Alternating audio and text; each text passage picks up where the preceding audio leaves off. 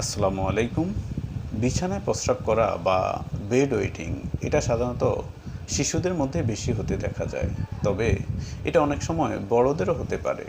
তো শিশুদের বিছানা প্রস্রাবের সাধারণ কারণগুলোর মধ্যে রয়েছে বংশগত কারণ, অর্থাৎ পরিবারে কারো যদি ছোটোবেলায় বিছানা প্রস্রাবের হিস্ট্রি থেকে থাকে তাহলে তার সন্তানদের মধ্যেও এই সমস্যা হতে পারে।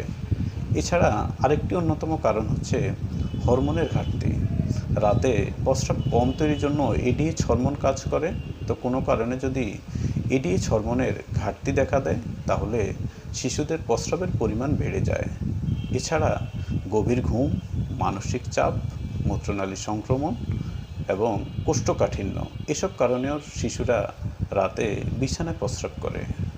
আর বড়দের ক্ষেত্রে ডায়াবেটিস, ওষুধের পার্শ্ব প্রতিক্রিয়া, ঘুমের সমস্যা, পুরুষদের প্রোস্টেটের সমস্যা, অতিরিক্ত পানি পান বা অতিরিক্ত ক্যাফিন খাওয়ার কারণেও বড়দের এই সমস্যা হতে পারে।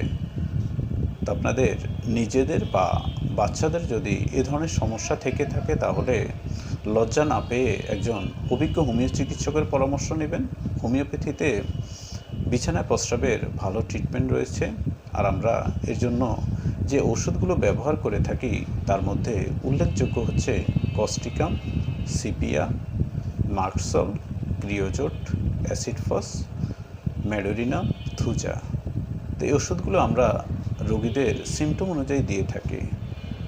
কিছুদিন ওষুধ সেবন করলে এই সমস্যাটা পুরোপুরি ঠিক হয়ে যায়। আমি ডক্টর কেএম জসিমউদ্দিন। আমার চ্যানেলটি সাবস্ক্রাইব করে না থাকলে অবশ্যই সাবস্ক্রাইব করে নেবেন এবং ভিডিওটি সবার মাঝে শেয়ার করবেন। তো সবাই ভালো থাকুন, সুস্থ থাকুন।